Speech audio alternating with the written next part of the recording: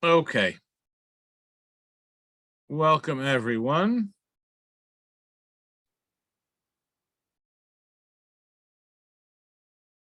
To another random walk down Mill Street. Tonight's topic is Alenu Leshabeakh. And Alenu Leshabeakh is the prayer that we conclude essentially all our regular tefillot, Shachrit, Mincha, Arbit, all conclude with the prayer Alenu Leshabeakh. And the interesting thing is that this prayer, it's not known for that to be said daily until a relatively late period compared to most of our prayers. And so that's what I'm going to talk about today, and also just how to sing it. I noticed in the synagogue today, fewer and fewer people sing it loudly, which when I was growing up was one of the things the congregation joined in heartily, and so hopefully we can bring it back to its glory. So that's our topic today. I have in front of you just the words of Alenu Leshabeakh. In our liturgy, Sharet Israel, Spanish-Portuguese liturgy, this is what is said. There is a second paragraph, Al Kein Nikaveh Lecha, which we only say on Rosh Hashanah, but which pretty much every other Eidah, or nearly every other community in the Jewish liturgical world, says daily, Al Kein Nikaveh Lecha. But we don't. And we could speculate a little bit about why we don't, but I don't have any good answers for you. The better question is why we say it at all. And so that's where we're gonna go. So we're going to start with listening to the Alenu Leshabeakh. Let's make sure. I think I have it here. Seems to not be showing up. Let's see why. I have to stop my share for a second.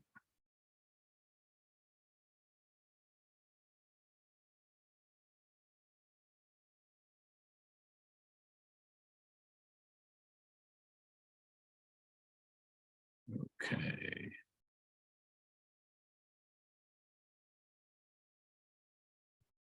Let's try this again. Okay, there we go. So we have a recording, which many of you who are familiar with the league recordings that were made in the 1950s are familiar with. It's our late great Chazan Abraham Lopez Cardozo singing Alenu Leshabeakh. So here we go.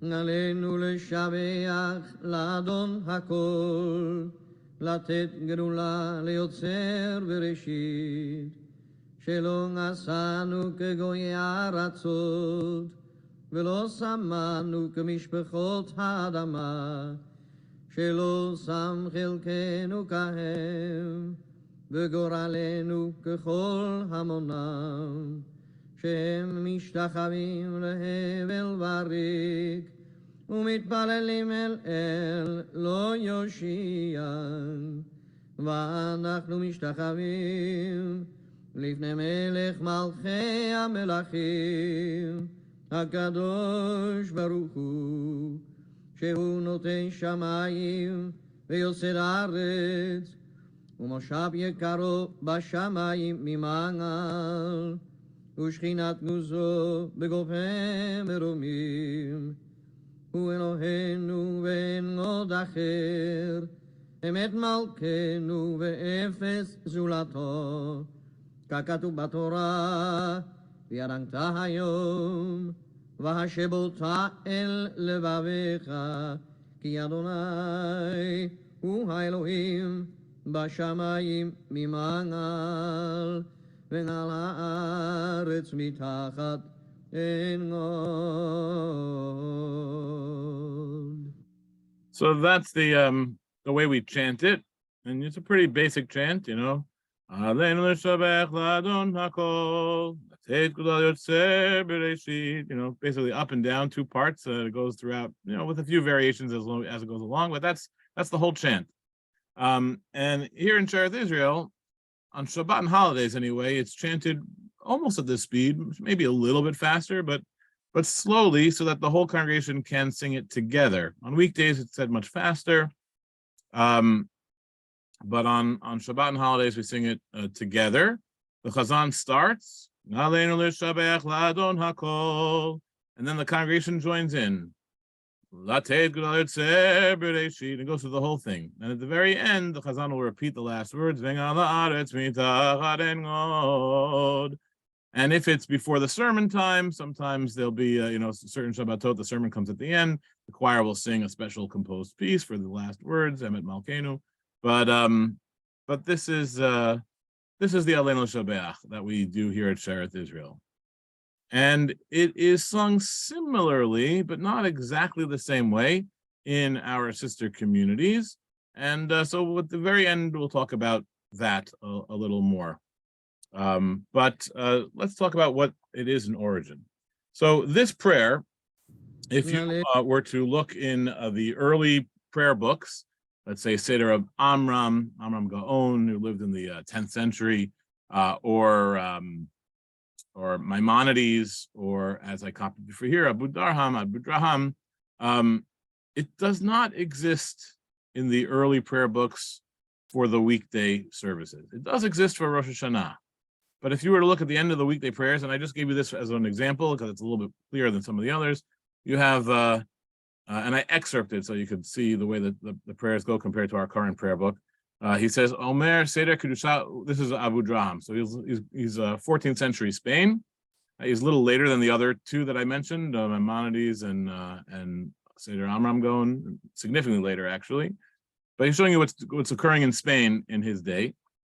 And he says, you say Ubalat Zion, Kedusha Rabba, Seder Kedusha, Kedusha, that's the weekday Kedusha Hayom. You say the Ubalat Zion, and we have the Kadosh, Kadosh, Kadosh in there.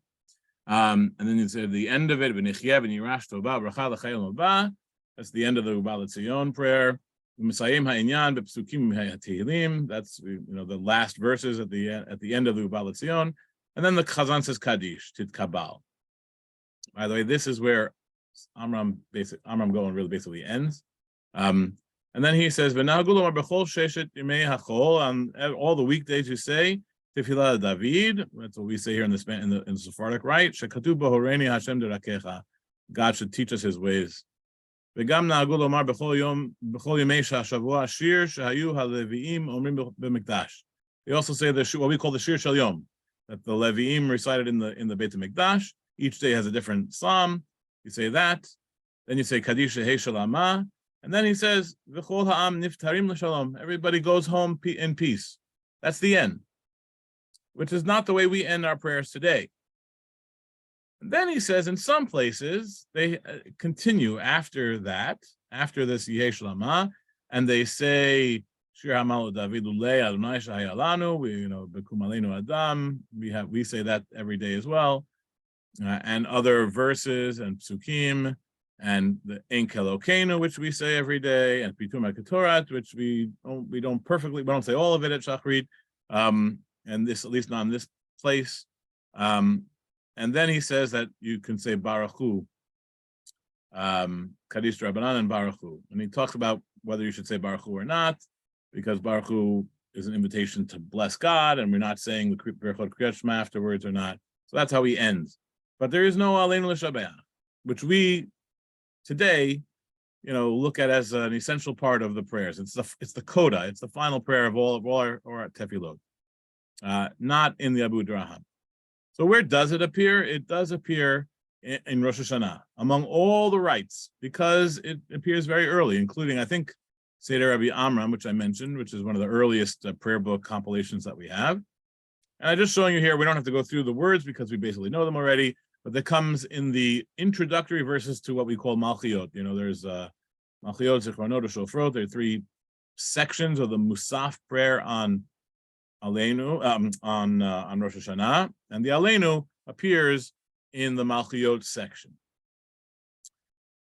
The fact that it appears there led some, and it still you can read traditional sources, which will tell you that it was composed in the school of Rav, one of the Tanaim or Amoraim Tanaim, and it says Seder Tikiata Debe Rav.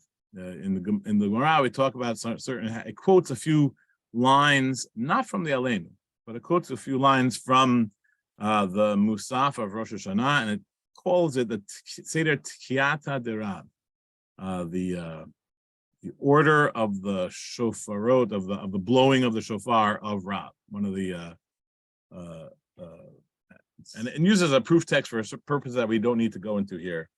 And so because the Musaf Amidah is referred to as being composed by the school of Rav, some people say that Alenu, since it appears from Rosh Hashanah, is from Rav. Okay, a little bit, obviously those words don't appear in the Talmud. We don't get them until Seder Rabbi Amram Gaon. So how did it get from being a prayer for Rosh Hashanah to our daily service? That is a little bit of a mystery. But the earliest place that it appears, any close to what we do, is the Sidur of Rashi. Rashi, the great Bible and Talmud commentator of Ashkenazic France in the 11th century, has a prayer book. It wasn't actually composed by him, it was composed by students of his. So we'll say it's towards the second half of the 11th century. Rashi lived in the first half of the 11th century. And that's the first place where it appears. But it doesn't appear as we say it today. In fact, I'll show you what it says. This is the Siddur of Rashi. Says, like we had here, Ve'omer Ashrei Seder Kedusha, this is the Uval Etzion, Kaddish Kabbalah, like we saw in the Abu Draham, certain Psalms, Mizmor LaAsaf, which, okay. Then it says something interesting, which we'll have to talk about another day. Ve'omed Hana'ar, and a child stands up, Lomar Kaddish, to say Kaddish. That's talking about the origin of the mourner's Kaddish, which is an interesting topic, which we're not going to go into today. And then if you skip to the end, Achar Kol HaTfilah, after all of the prayers are done, Omer Belachash, Alenu Leshabeakh v'alkein nekaveh lecha. You say, one should say quietly, privately, to themselves, Belachash, as quietly, Alenu Leshabeakh. And then it says, and you wait, you stay in the synagogue another period of time. It says Sha'ah Achat, another hour, if that means literally an hour or just some period of time after the prayers. And then V'niftarin lebatehen l'shalom. And then everybody goes home. Which is a similar language we saw from Abu Dharam, but so he doesn't have Alenu in there. So this is the first place where you see it as being part of the daily liturgy, but it's not actually part of the communal shachrit. It's something that's appended to the end, which is said belachash, with no explanation of why at all. And now for this, to continue, I just want to explain to you that this is the reciting of Alenu Leshabeakh daily is Ashkenazic. It doesn't appear in any Sephardic sources until the Tur, which is relatively early, but not medieval or anything like that. And the Tur is getting it from Ashkenaz. Tur himself is the son of an Ashkenazic rabbi, the Rosh, who came from Ashkenaz to Toledo, Spain. And before the Tur, it doesn't appear in any Sephardic sources at all. So it's an Ashkenazic addition. It comes from Rosh Hashanah, where everyone says it in Rosh Hashanah, but in Ashkenaz it's starting to be said every day. It was apparently, in origin, not part of the prayer book, but part of something called the Seder Ma'amadot, which was essentially learning that was done according to a certain Seder. They would learn Torah, Nevi'im, Ketuvim every day, certain portions, different portions for every day. And in old Sidurim, you will sometimes see this appended at the end of the prayer book. None of the major prayer books printed it today, but especially like old school, Kabbalistically oriented prayer books will have the Seder Ma'amadot, which was an old Seder of learning. They would learn Torah, Nevi'im, Ketuvim at the end after the prayers, not part of the Shachrit, but to make sure that everyone learned Torah. And beginning around the 12th century, Alenu appears in that collection of prayers to be said. And from there, it ends up getting into the Ashkenazic Sidur. Now, one of the interesting things is that beginning around the 12th century, the Rokeach and the Kol Bo, which is a anonymous collection of liturgical instructions around the 12th, 13th century, it tells you that it was authored by Yehoshua, that the prayer for Alenu was composed by Joshua, Moses and Joshua, almost prehistory, and certainly in terms of liturgy. But that's it ascribes it to Joshua. And okay, thank you, Claude. I don't think that I don't think when he says to say Balachash, it's the manner of all of the prayers of the Ashkenazim, as we Sephardim might make fun of. Someone once told me, says, how does an Ashkenazi Jew say the Aleph, to say the ABCs? A, B, C, D, X, Y, Z. The beginning and the ending, and not pasting over the middle. But I don't think that's what he means when he says to say Belachaj. I think he means that it's just appended. It's not part of the prayer book. And it probably comes from these Seder Ma'amadot, which were already being said in that medieval Ashkenaz period. But they begin to say that it was, and I don't know the exact origin of this. I don't want to say myth, I want to say legend. We'll say legend, that Joshua composed it. And it expands and it expands. First time you see it is the Kolbo, but it appears all over the place around that time, 13th century Germany.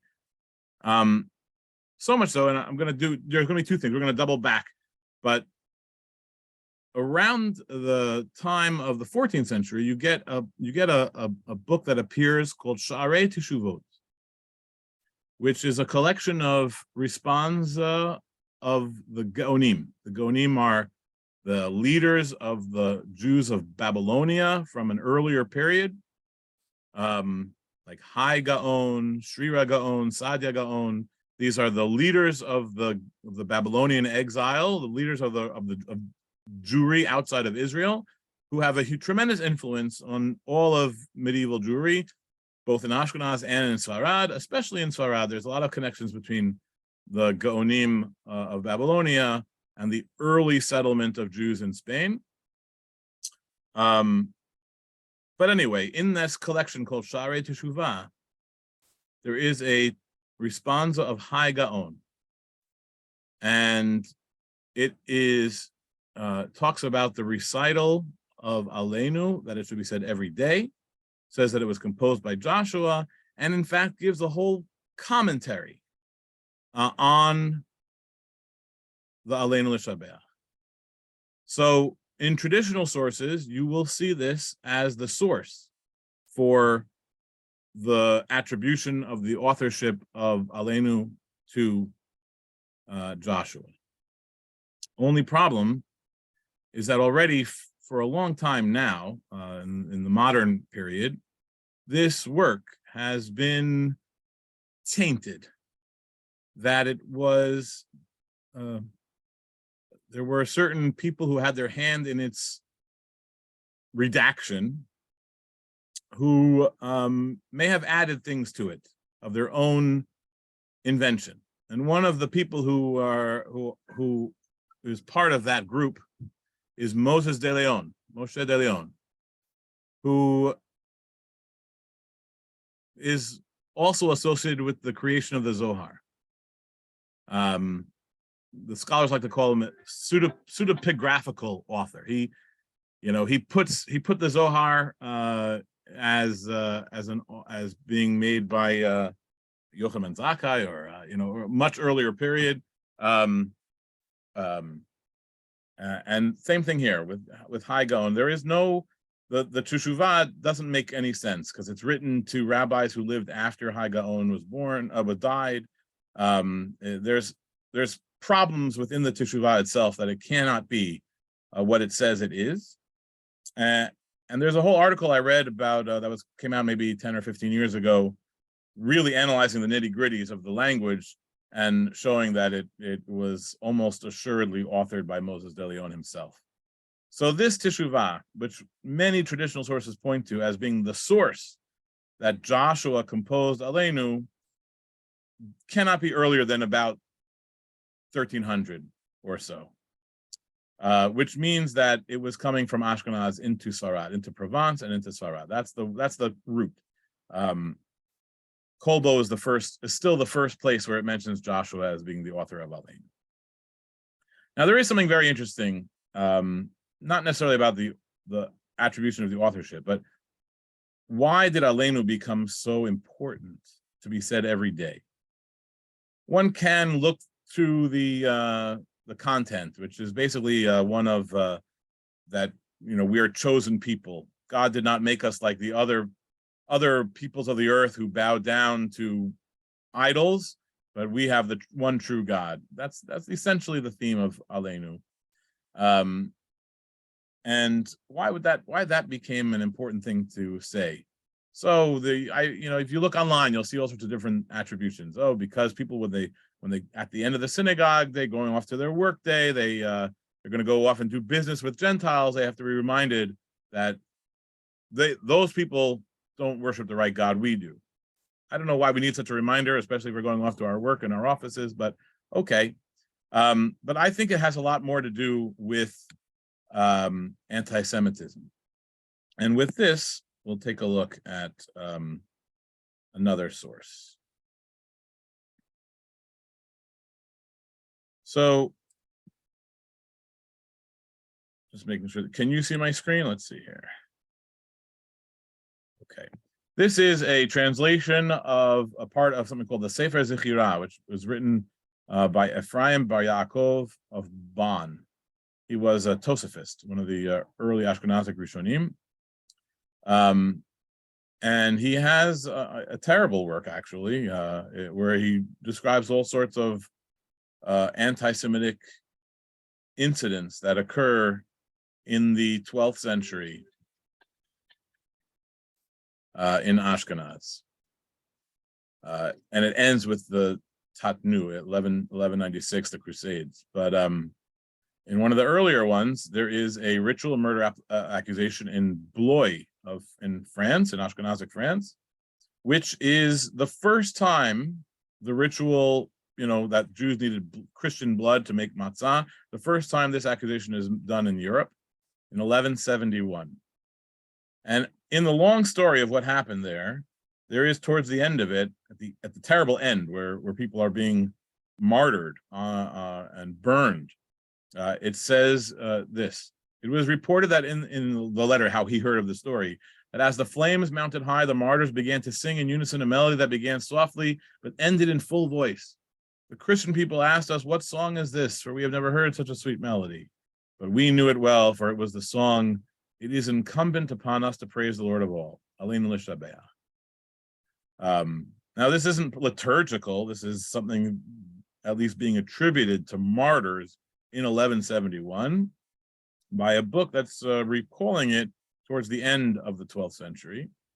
But you can see that the recital of Alenu is something very emotional, and is said almost as a response to the anti-Semitic auto da fe. They're burning people to stake, they're martyring people, and in response, these victims are singing Alenu Leshabeakh L'Adon HaKol L'Ateit L'Ateit Bereshit. Why are they giving praise? I think, again, because the power of these phrases in the middle of the Alenu.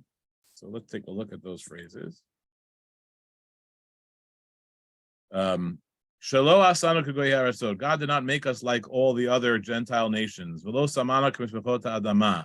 he didn't make us like everyone, like all the peoples of the earth, all the families of the earth. He didn't give us their inheritance for like everyone else will have to deal with whatever their goral is. They bow down to nothingness and emptiness. Umitpalim el El lo yoshia, and to a God that will not answer them. V'anachnu mishtachavim lifnei melech malchei hamelachim hakadosh baruch hu. But we will bow down. We bow down to the King of Kings, hakadosh baruch hu. And I think that is the plaintive response that is being attributed during this calumny, this terrible pogrom. And so with that, Alenu takes on new meaning and new strong strength. And that's why it appears at this time in Ashkenaz. I think, I don't have any proof of it. But then people said, well, why, why would anyone change their liturgy because of it? And you start to get these very ancient proof texts saying that it comes from Joshua or earlier periods, that it's a very ancient thing, and therefore we should say it every day. And it has mystical meaning to a lot of medieval rabbis in Ashkenaz and Sfarad, which it's added on, giving it more and more importance to the liturgy. When originally it was just said once a year on Rosh Hashanah during the Malchiyot, talking about the King of Kings. Okay. There's probably more that could be said there. What I would want to point you out is this line. So let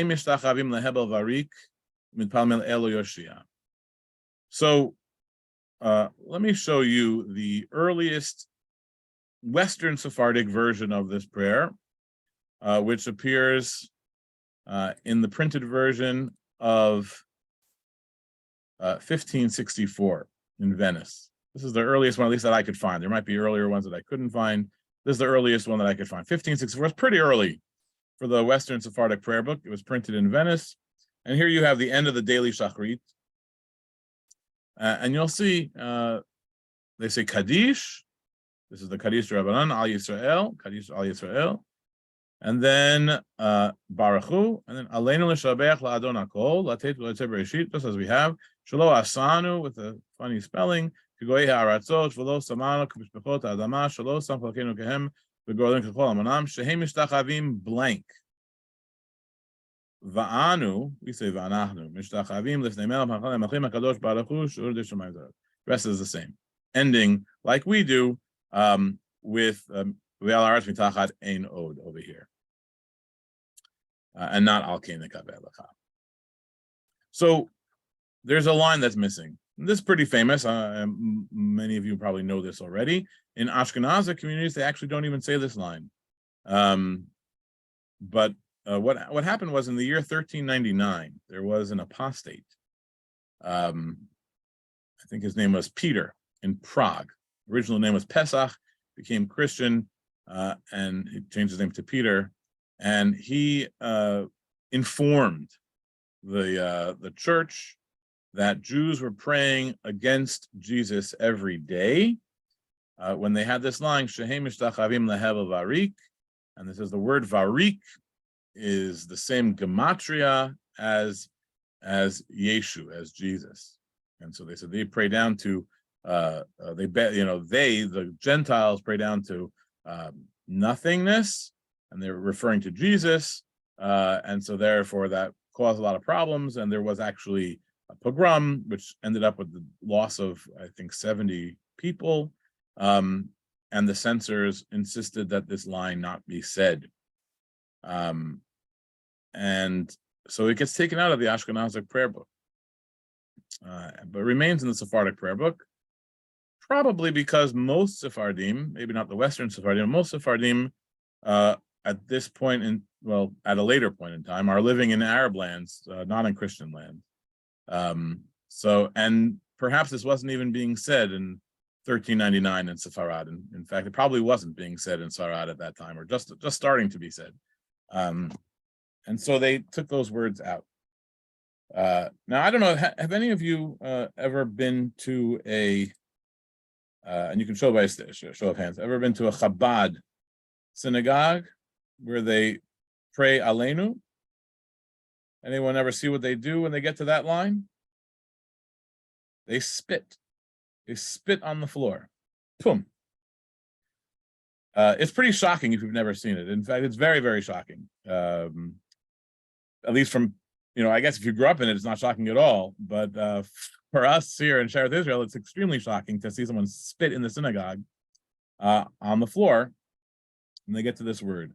Now, for a long time, this has been controversial. In fact, if you go all the way back to the Shla, which is an Ashkenazic rabbi from Frankfurt in the 15th century, I think, he rails against such a custom, says it's a mistake. The word Resh Vav Kuf, Rok or Ruk. I mean, there's different. You can play it in different declensions, but that means to spit in Hebrew. Shehemish Tachavim Lehebel Varik means rake is nothingness. And so the Shla, Rabbi Yeshaya Horowitz in Germany in the 14th century says, some people have the custom to spit here, but it's a mistake. They don't understand the Hebrew, and that they're spitting improperly. And in fact, the halacha is you're not allowed to spit in the synagogue, and you should stop them from doing so. But I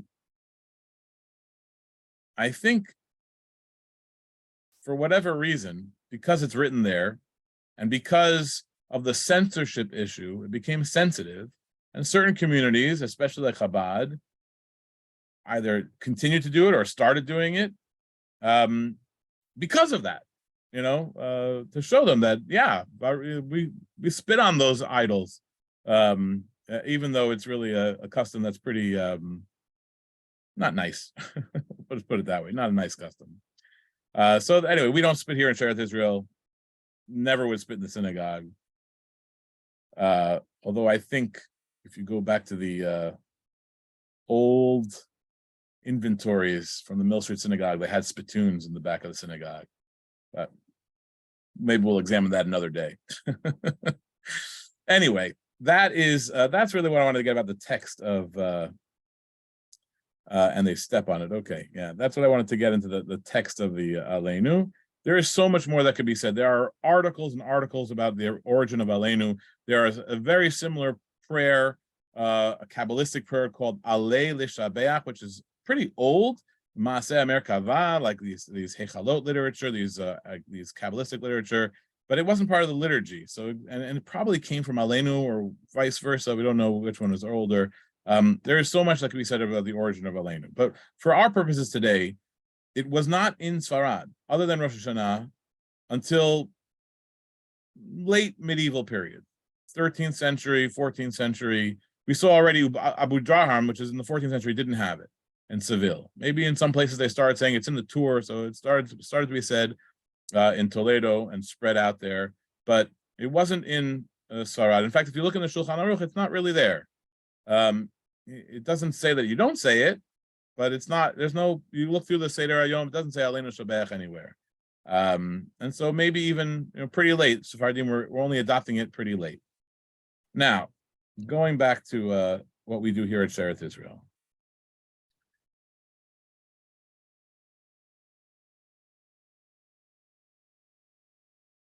Okay. Oh, I see. I'm going to have to do this one more time.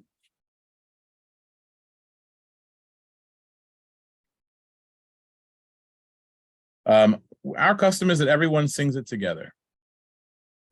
Everyone in the synagogue sings the Alenu Leshabeakh together. The Chazan starts it, but then the whole congregation comes in and sings it together. That is not what's universally done in other Spanish Portuguese communities, and that's what we're going to start now. So a few years ago,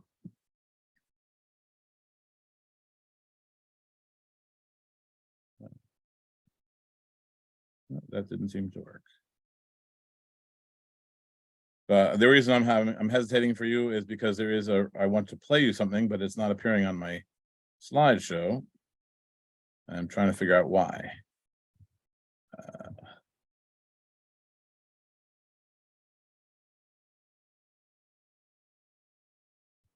Okay, there we go.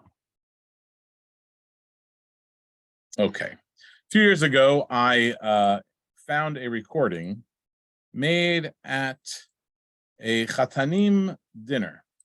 This is from, I think, 1973 or 1972. It was the first time that the synagogue, when a trustee retired, they decided to give them the title honorary trustee. They had a opening class of honorary trustees, which was just, they were ex officio. They didn't have a vote on the board, but they could come to meetings, and they were a new class, honorary trustees. They were retired trustees. That had never been done before until 1972. And among that first class of honorary trustees was a man named Pisa Mendes. I don't know how many of you remember him. He died not that long after. He died in the 70s. He was the son of our late minister, Henry Pereira Mendes, H.P. Mendes, Dr. Mendes. So Dr. Mendes' son was Pisa Mendes, who was a trustee of the congregation. And he was honored in 1972, became an honorary trustee, and he gives a speech. And I found the recording of that speech. And we're going to listen to it because it's interesting. Part of it, not the whole thing, just excerpts of it, an excerpt from it. And you'll see why I chose to play it at the end of it. So here we go. Dr. Poole, a long time ago, wrote a song about some aspects of congregational life. And one verse was, the trustees, they change nothing, not even the air. Now, but just you wait. Anyhow, here we are, proof of change. What do I really think about being older? This, then, I believe. When one has reached the psalmist's span, 70, he may well say Dayenu. When what yet more years are granted, with health, and I repeat with health, then he may say Shehianu. Now, what comes to one's mind looking back over a span of that length regarding an institution in which he was born, in which he'd been so interested all his life? One thinks first of the necessity for continuity. By that, I do not mean avoidance of change. Indeed, the only factor in history that's unchanging is the fact of change. We've made changes in our ritual. The Alenu Leshabeakh, when I was a boy, was read by the minister. The prayer for the government was simple and different when I was a boy than what is said now. That's Pisa Mendes. It's a longer speech, which one day we'll talk about him. He's an interesting character. I'll tell you one of the lores, maybe not the most flattering story about him, but I think will give you a sense of who he was. In the early 70s, Sheretz Israel was visited by the president of Israel. I forget which one it was. I forget who it was, but who came to synagogue and sat down in Pisa Mendes' seat. Pisa Mendes came to synagogue a little later, and he said, "Get out of here! This is my place. This is my seat. Go sit somewhere else." Didn't matter who it was. Pisa Mendes was a stickler for his own minhag and his own makom. So yeah, that's Pisa Mendes. So in this speech, he advocates for the continuity of the ritual, and that if there are changes to be made, they have to make sense within the culture of Sheretz Israel, which is what gets that after the part that we heard. But the part that we heard, he says that things changed from when he was a boy. When he was a boy, the Alenu Leshabeakh was read by the minister, not the congregation, which is very different than what we do today and what I grew up with, which is where everybody sings it together, nice and loud and slow. And he says, when he was a boy, the minister said it alone. So it got me thinking, what do other communities do? Levi Eshkol, yes, thank you, Annette. I think that's who it was. I think it was Levi Eshkol. Yeah, thank you, Annette. So, so I called a few of my colleagues, some of whom are on this video tonight, and I asked them what they do in their communities.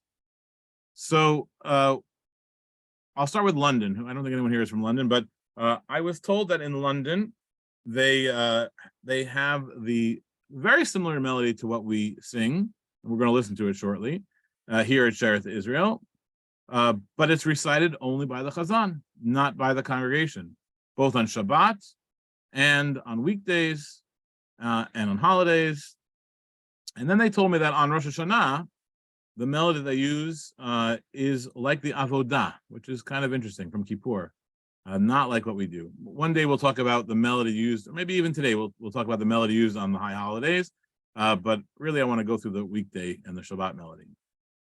And then I asked a few of my colleagues what is done in Amsterdam. I see Solomon Bastias is here. Maybe he'll talk to us a little later. And the response was similar, not exactly the same.